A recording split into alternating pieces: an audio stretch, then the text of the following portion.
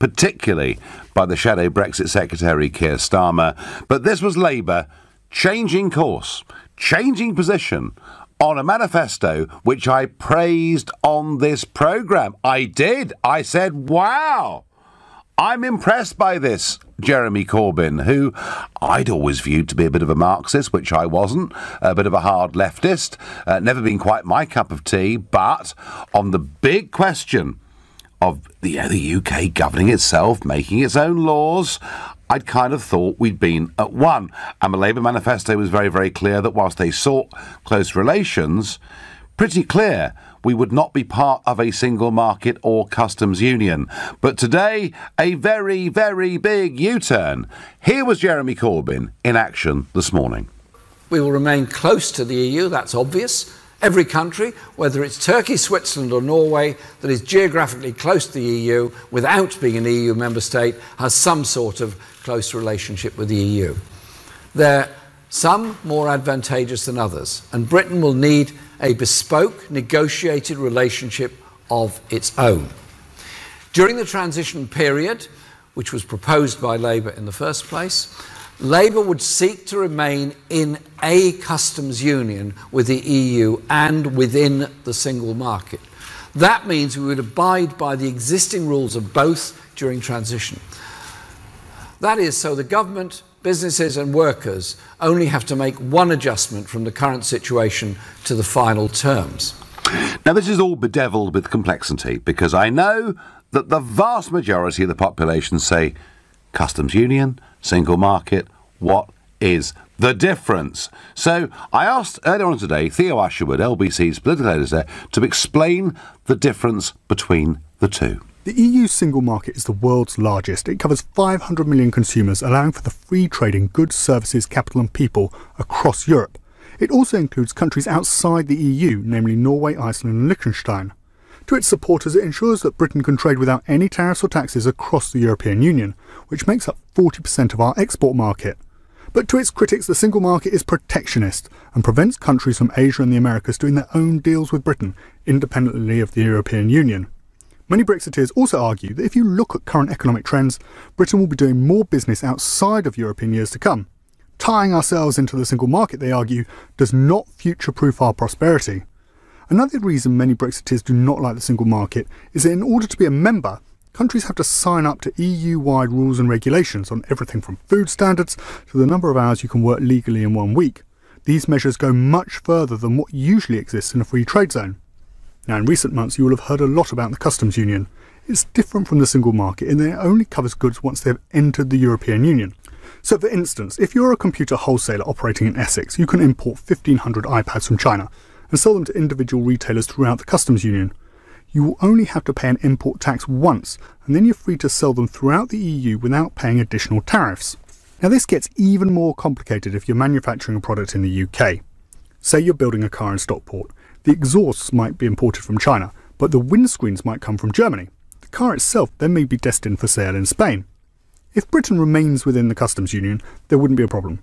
We would pay a tariff on the Chinese exhausts, nothing on the windscreens, and then sell the car in Spain without any bother. But if Britain was outside the customs union, there'd have to be a calculation by the Spanish authorities of importing the Chinese exhausts, and that would lead to higher costs, therefore making the cars made in Stockport less appealing to Spanish consumers. Hence why some Remainers claim that if Britain leaves the customs union, car manufacturers will just shrug their shoulders and move their assembly plants to a city inside the customs union. The other issue in all of this is the Northern Irish border, the UK's only land border. The Irish Taoiseach Leo Varadkar has said that he wants a frictionless border, i.e. no checks. But that makes being outside the customs union very difficult, because obviously there'll be a need for checks on goods leaving Northern Ireland to ensure they do not contain parts brought in from outside the European Union. Corbyn today has sought to circumvent this problem by saying that in effect Britain should stay in the customs union. The price for that concession would be that we wouldn't be able to negotiate our own trade deals independently of the European Union. To Brexiteers, that's sacrilege. What's the point of leaving, they argue, if Britain can't find its own way in the world? So there we are. There is the full technical explanation of what is the customs union, what is the single market. And I bet a few of you, having heard that, are perhaps just as confused as you were at the start. The whole thing is bedevilled with complexity. What does it really mean? Well, what it means is that if you want to buy an £80,000 Mercedes, Jeremy Corbyn is going to make sure that still costs £80,000 and not £88,000, which it would if we were to put a tariff on because we weren't part of a customs union. But if you're poor and you want to buy food or bras or shoes or clothes for your kids, you will go on paying 10 to 15% more than you necessarily need to, because the point of a customs union is it puts extra tariffs on goods that come in from outside the rest of the world. And the thing I find extraordinary in the speech, which, by the way, Brexit was a tiddly part of. This was a general election speech coming from Corbyn, a very left-wing general election speech coming from Corbyn. But the thing I find really bizarre about this is who's cheering Jeremy Corbyn tonight? Why, it's the big corporates. It's the CBI. And I haven't heard from Goldman Sachs, but I bet they're going, oh, Jeremy Corbyn tonight. Nothing that they've done today will do anything for those on the lowest incomes in this country. And I have to say that for a Labour leader who gave the impression they would be absolutely sincere to Brexit, I now very much doubt that. Keir Starmer said yesterday, Sir Keir Starmer said yesterday that we will have to have a new treaty with Europe. So Brexit means we get rid of the current treaty. The Labour Party want us to have a new treaty. I do not think that is what the country voted for. 17.4 million people and more than 4 million people who voted Corbyn in June last year, I don't believe, want any of this. So, forgetting the very intricate technical details, because frankly that's going to bore the pants off most of you, but does this feel and sound to you like Jeremy Corbyn is supporting or betraying the Brexit vote? And if you think it all sounds very positive, call me on 0345 6060 973. If you think he's a total sellout, then text to 84850, or maybe you've got something else, another solution to offer to this conundrum, in which case you can tweet using the hashtag Farage and LBC, and of course, watch us on Facebook and comment there too. And I've got Mark from Hitchin on the line. He's a brand new caller to this show. Good evening, Mark. Good evening, Nigel.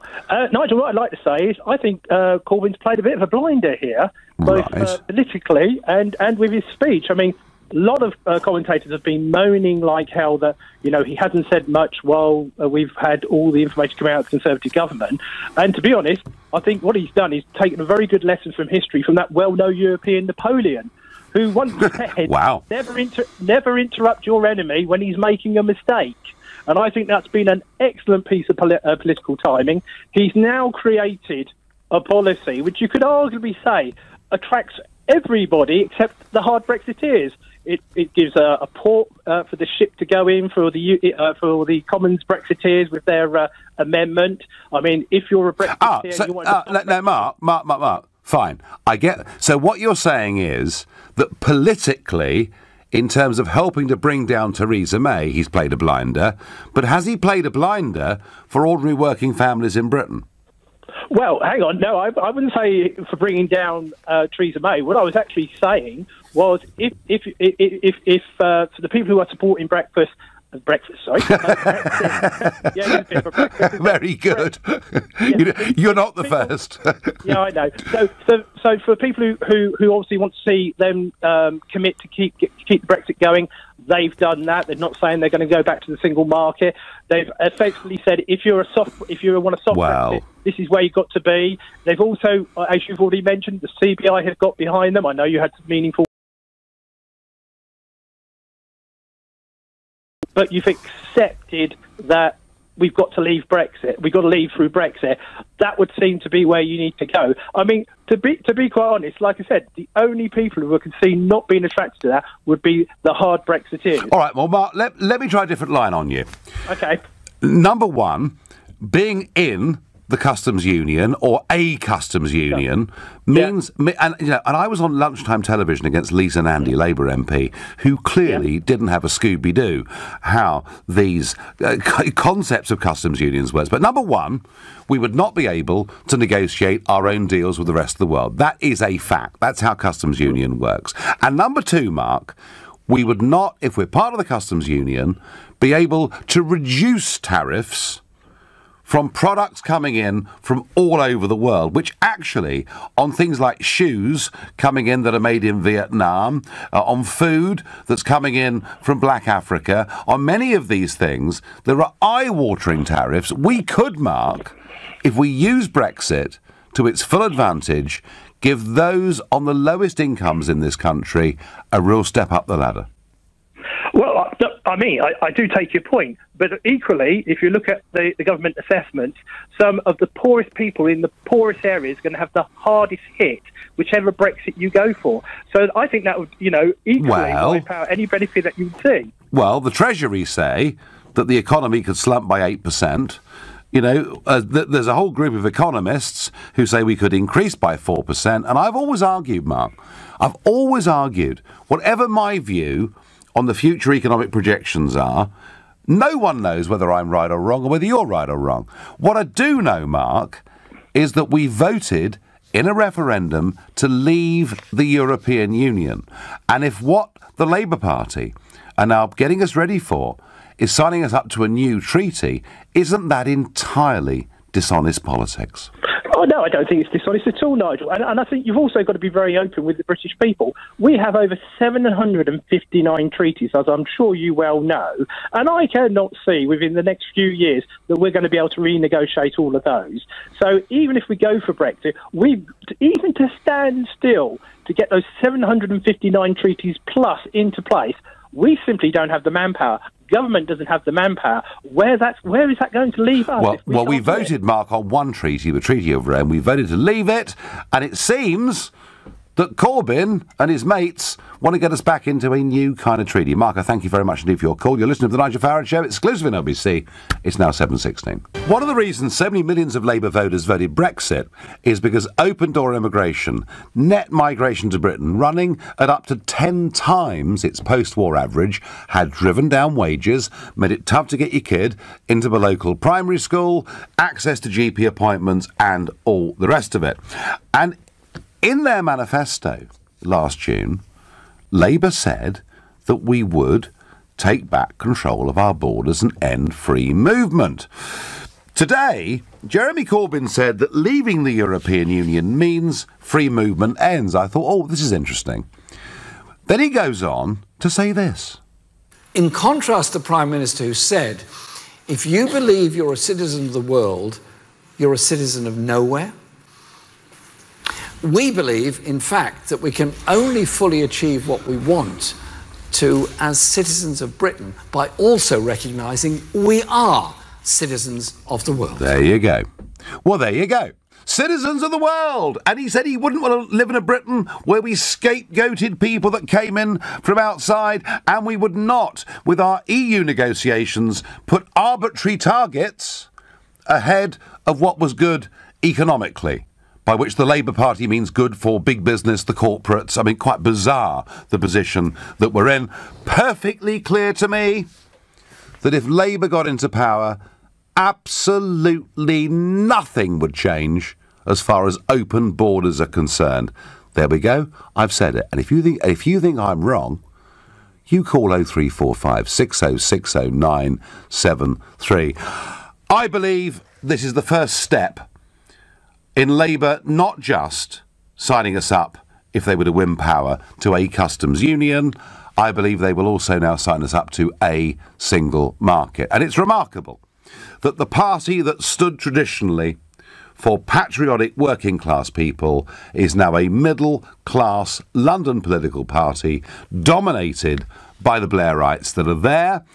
And I have to say, given that over 4 million Labour voters voted Brexit, in that referendum, I think this could actually cost him the next general election if we had a Conservative Party with some clear policies, particularly on the immigration issue. And I know that everyone says, Nigel, please don't talk about it. It's too awkward. It's too embarrassing. You know, you'll ruin our dinner party. But actually, out there in the country, people do care about it.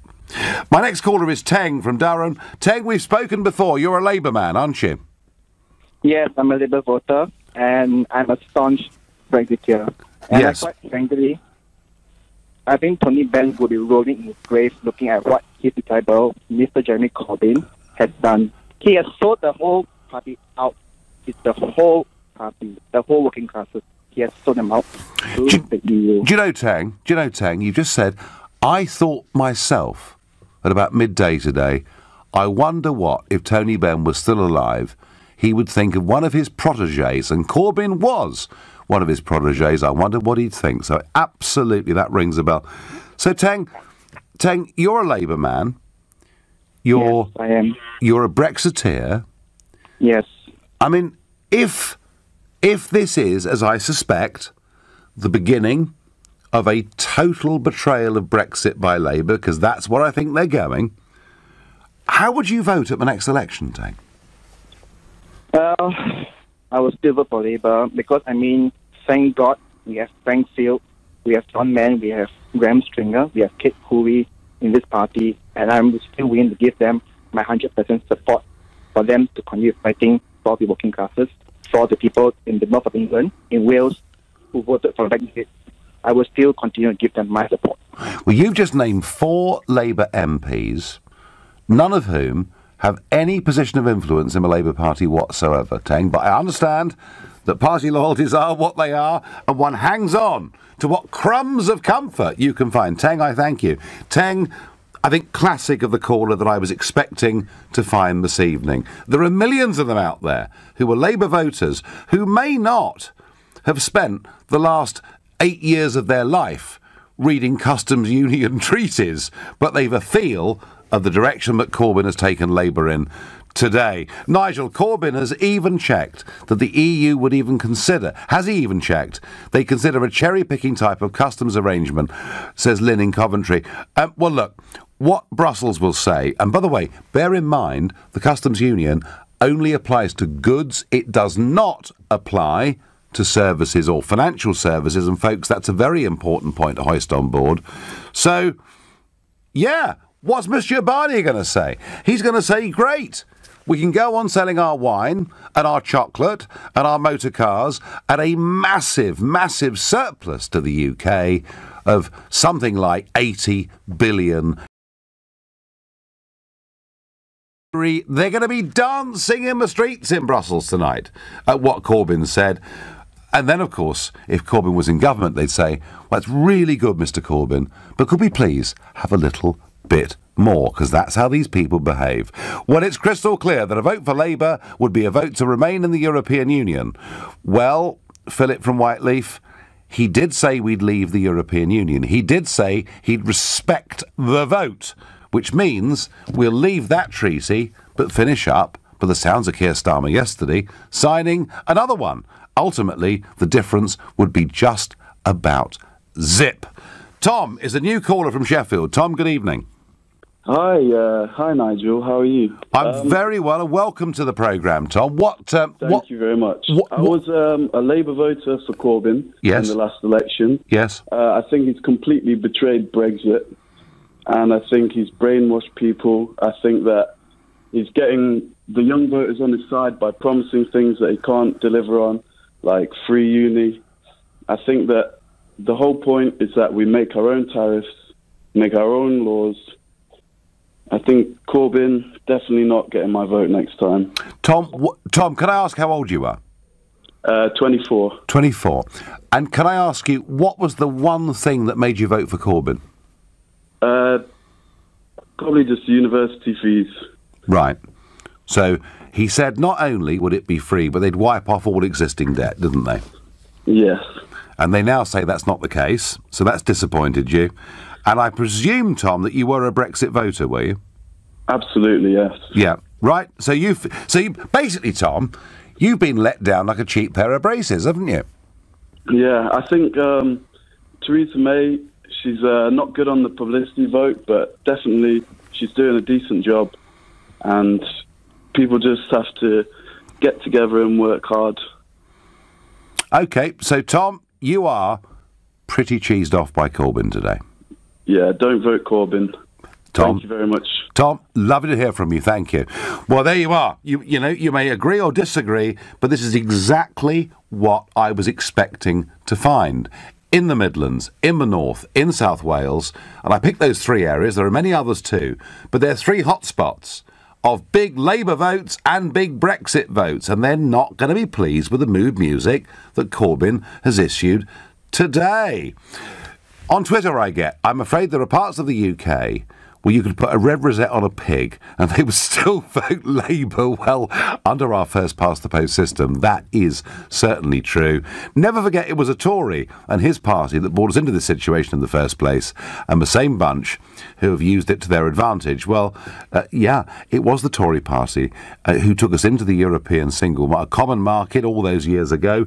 Labour in those days were opposed to it. Leroy is calling from Ramsgate, a new caller to the show. Leroy, good evening. Good evening, Nigel.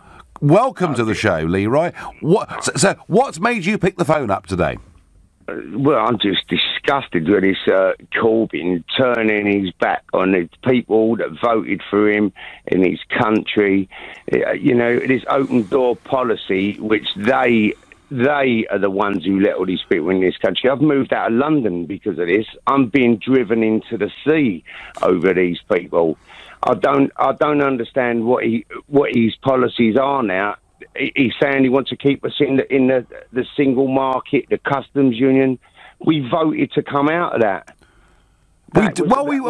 The reason we voted, wasn't it? We voted. And Leroy, have you normally been a Labour supporter in the past? My friends, a lot of good friends of mine have been Labour, but they would never, ever vote for Corbyn. Never. Not at all. They wouldn't. He's let everybody down. Everyone. So has he electorally, Leroy, in your view, has he shot himself in the foot today? I wish he'd have shot himself in the head. Well, that's a bit too strong for us, but Leroy from Ramsgate, thank you. Interesting. A lot of people, a lot of Brexit voters, a lot of Labour voters, not happy with what Corbyn's done today. And as a Brexiteer, I'm not happy with what Corbyn's done today. Have to say, Jeremy, you've let down a lot of people.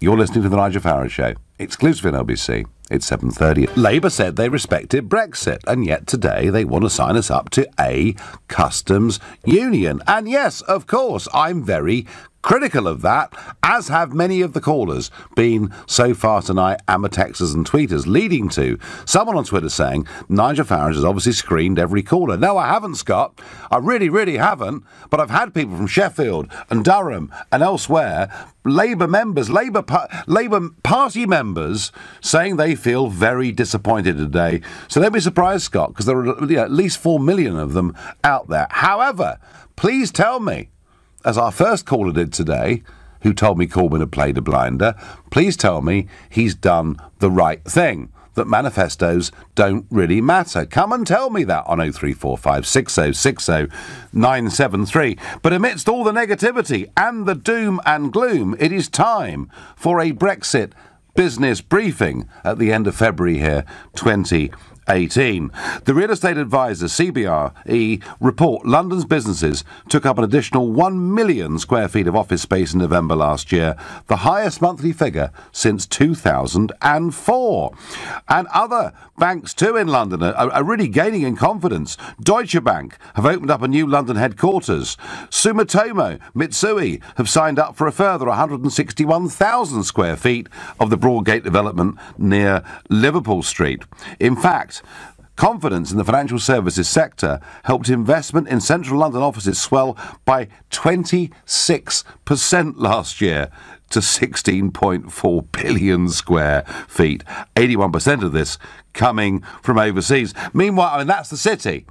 And so foreign money coming in, taking up more and more office space. What about manufacturing? Well, the Airbus CEO, Tom Enders, confirmed plans to be in the UK long into the future, viewing the UK as a home country and a competitive place to invest. And the Office of National Statistics reported that wages rose by 2.5% in the last 3 months of 2017. Perhaps that's the Brexit effect. I don't know. But all in all, I tell you what, there's quite a lot of really very good news out there. I'm going to go to David, who's calling from Chudley in Devon. David, good evening. Has Corbyn got this right? I think so, yeah. I don't believe everything that Corbyn says. I have one major concern. I don't know how we're going to deal with Northern Ireland without throwing away the Good Friday Agreement. Okay. What are we going to do? We're going to have a massive war. We've how else you can stop immigration. And nobody from any political party has ever given me a decent answer to this. OK, David. Well, and yeah, you're a new caller to the show and welcome. David, at the moment, we have an open border, despite the fact on both sides of it we have different currencies, we have different tax rates, so we already have quite fundamental differences between Northern Ireland and the Republic. Admittedly, if the European Union will not do a common-sense rounded trade deal with us, there will be tariffs. However, David, there are small... to, say, Detroit, very, very close to the Canadian border, there are goods that go back and forth over that bridge there that are subject to tariff. And the way that it works is people have to log in online half an hour or more before what goods they're bringing in, and therefore that tariff gets deducted. The point I'm making, David, is that modern technology means that even with the worst case scenario of tariff with the Republic, we can deal with it. Yes, I can understand what you're saying then. I agree, and you're right, that will work. But I'm not sure how it's going to work with immigration. Well... the difference between Canada and the USA is, you know, their immigration is not a big problem. And we're worried in this country that we're going to have a lot of immigrants coming over from Europe, going to Ireland and walk across the border. But the difference is, David, and look, when it comes to, you know, no borders in the Schengen zone in Europe, you're quite right that people can just freely go back and forth from France to Germany and Belgium and whatever it is. You're absolutely right. And it's impossible to measure it. There are no mechanisms in place to do so. The difference is that Ireland is an island. Therefore, to get there, you know, you've got to come by plane, you've got to come by sea, you can't simply drive across a border, and that Ireland itself is not part of the Schengen zone, and that anybody getting into Northern Ireland that wanted to, say, come to London would have, again, to register, buy a ticket. So, you know, we've had, David, Yeah, but they can still get on the ferries in France and come to Ireland without showing your passport, can't you? Yes. Well, actually, the Irish... No, David, no, you can't, because Ireland is not part of Schengen. Okay, you can just, like, when I go to Spain on holiday or wherever in Europe, I don't actually show my passport. It doesn't get a stamp, does it? You just flash your red passport and across the border you go. If you go from... if you go from Portugal to Spain, you don't even show a passport, let alone have it cleared or registered. But if you're going to Ireland by ferry or going to Ireland by plane from anywhere, your passport actually does get logged. David, look, I do understand the point that you're making, and I agree with the point you're making that 20 years on from the Good Friday Agreement, things are a damn sight better in Belfast than they were before. And I totally agree, yeah. And that's a good thing. And David, nobody in the Republic and nobody in the Unionist community wants us to go backwards on this. Believe me. The only problem I've seen, the people putting up the objections to this are actually Brussels themselves. Sorry, I missed that. I'm saying the only people I've seen putting up objections to this and saying there's a big problem are Monsieur Barnier and Brussels themselves. Well, that's because they're in a customs union. If you want to, like Switzerland, for example, isn't in the EU, but it is in the customs union with the UK, with the EU, isn't it? Look, we've got Switzerland, Norway, Iceland, we've got all sorts of different examples. David, I take the point that Ireland is an issue, but I'm arguing with you that Ireland is not part of Schengen, point number one, so it would be very difficult to see it being a route for mass migration into the United Kingdom. And secondly, we've got technical measures that can and will deal with this issue of goods if they attract tariffs. David, I thank you for your call. Ray says on Facebook, my family have always been Labour, but none will vote Labour again. Matty says Corbyn may want to water down the deal, but surely you can admit he ultimately wants to leave the EU. Matty, that's what he said today. And in many ways, you raise an important point. Provided that we leave the Treaty of Rome at 11 o'clock on March the 29th next year, then history has been changed. And I would accept, even if the deal we get is absolute rubbish, we would be a sovereign country and free to sort out the rest of the argument in many, many years to come. But it would, Matty, be a tremendous loss of opportunity if we were to effectively, by signing up to some form of customs union, to turn our backs on being able to make trade deals with the emerging parts of the world. And bear in mind, folks, 85% of the global economy is outside the Eurozone. It is predicted by the IMF that 90% of world growth in the next 10 years will be outside the European Union. Can we please, for once, just think strategically and long-term? That's my view. Massey is calling from Mansfield, and Michael is calling from Mansfield, and a new caller to the show. Good evening. Hi, good morning. Good evening, sorry, Nigel. I'm really surprised that you're making some of the points here. I mean, surely a customs union makes sense on every level. The economic view. I mean, if you think of the amount of firms who need components as part of their supply chain to come in from Europe, they don't want to be checking over the border, do they? They don't need a hard border to check that. And obviously, you could have briefly mentioned that, an island is an issue. We can sort that. No, if you have a hard border on Ireland, that's the end of the Good Friday Agreement. I wasn't suggesting, Michael, a hard border, was I? I was suggesting a technological border, if we need one. Yeah, it's still a border, isn't it?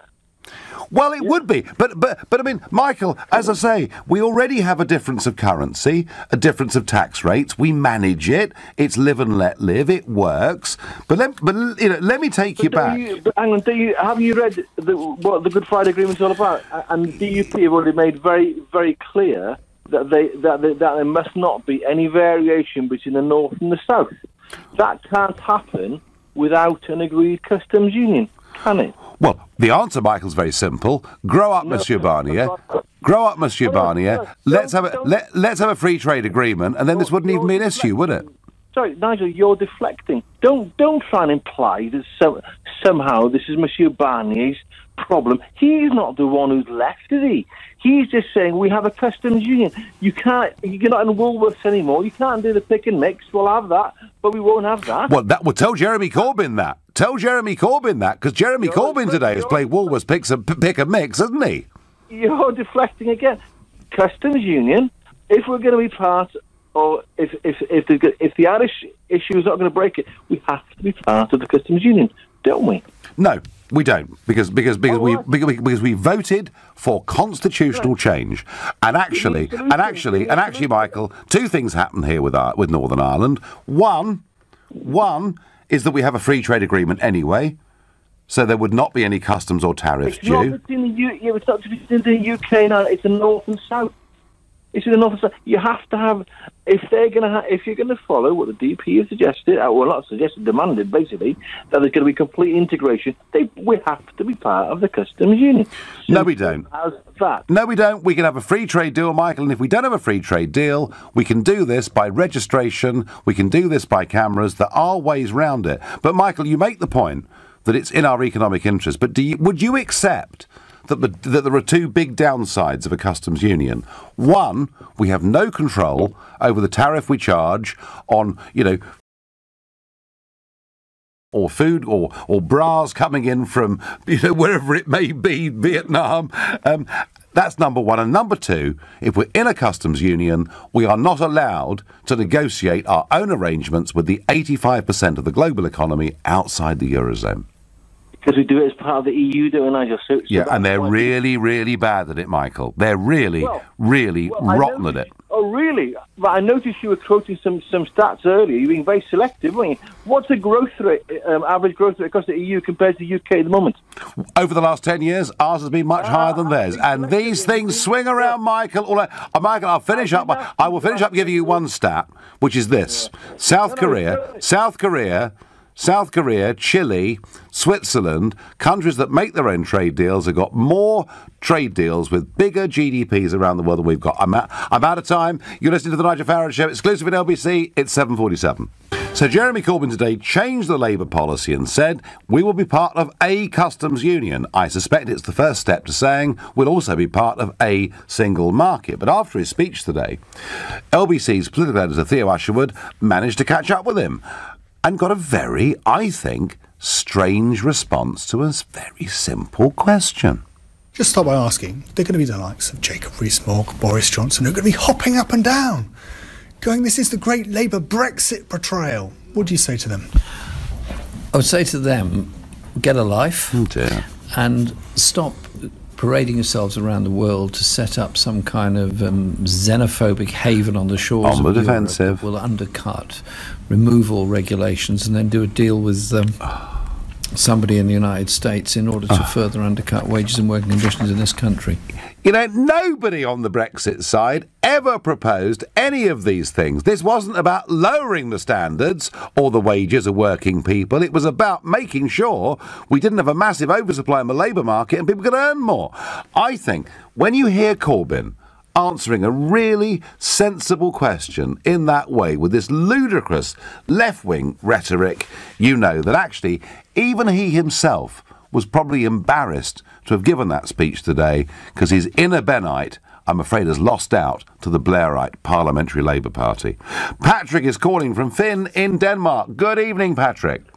Good evening, Nigel. How are you this evening? I'm well. I'm just watching. And by the way, Patrick, I'm being critical of Jeremy Corbyn. I'm critical of Theresa May too. They're all just giving ground to Monsieur Barnier, as I see it. Well, perhaps they're playing devil's advocate. There's very few politicians who are not guilty of that. Well, all right, fair dues. That may be true. But, Patrick, does it make sense for a Britain that's voted Brexit to be signed up to a customs union? Nigel, there needs to be some sort of customs union agreement. As with you, I think there are many people who are listening who remember how it was before the customs union was in place. And I was working for a company doing export into Europe. And if you remember the document called a carnet, which actually had to document every single item you had, every single serial number. As you left the UK, you had to prove that everything on the carnet was in your car in case you were going to go to France or Belgium or Germany and buy it. When you got to the other end, you had to prove that everything in the car was on the list in case you sold some stuff while you were there.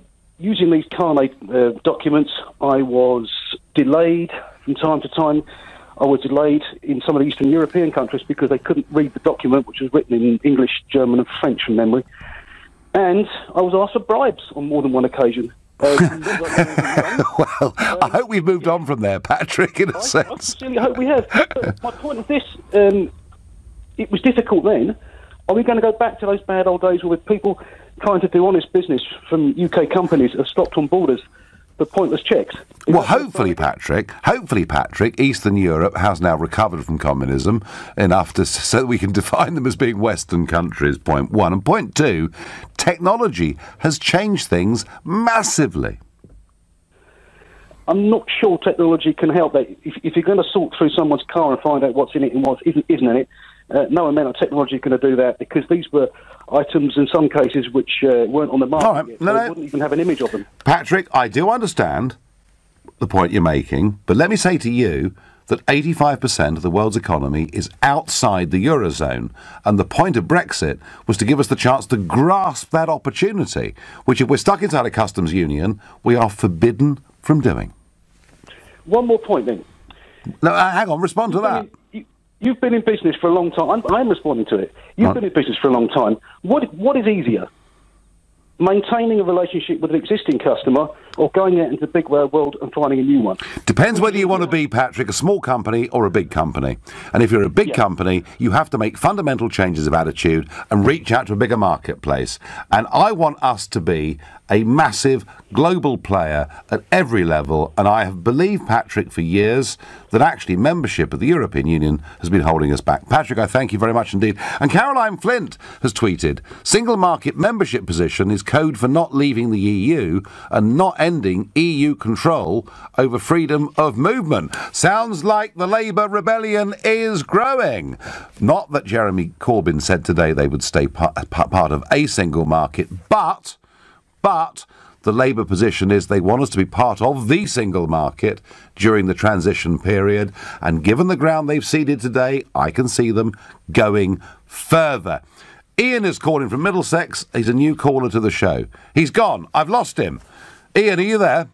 Yes, I am. Welcome, Ian. What do you think? Well, listening to your programme tonight, and I've heard the clips of the speech that Jeremy Corbyn gave. Yeah. I might be missing something here, but it's during a transitional period. So he wants... OK, let's just be clear. During the transition period, he wants us to be a member of the single market. But some have suggested in the Labour Party, not Jeremy Corbyn, but some senior figures have suggested that might become permanent. What Corbyn has said now today is even after the transition period, he wants us to be a member of a customs union.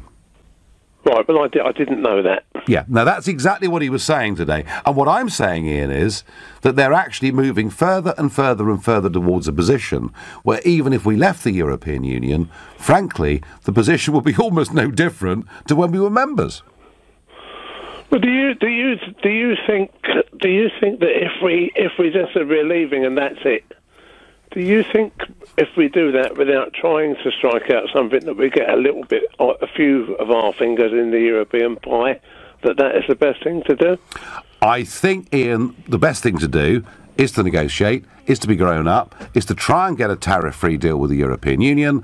But if they're going to play silly so-and-sos, it's best we just break away, do our own thing, recognise that we can actually become... Do you know, I was watching Countryfile last night. Do you know 1,000 abattoirs in this country have closed? In the last 20 years, 1,000 abattoirs have closed because of EU meat hygiene directives, closing down all the small abattoirs and actually making conditions for animals worse in this country. Ian, I want us to be free to deal with issues like that. Right, OK then. Now, before you go, I know you're a busy man, when you said about... what is it, when they lie during what they say they're going to do in power? Yep. Call me a cynic, but I thought most political parties done that. Ian, he's not the first to do a U-turn. You're dead right. And I get the last message. I'm 65 years old. I have voted Labour all my life. No, never again, says Leo. I'm very angry. Well, you've been listening to the Nigel Farage Show here on LBC. I'm back tomorrow night at 7 o'clock. Coming up at 10 tonight, it's Ian Collins. But up next, it's Clive Bull. Nigel, thank you.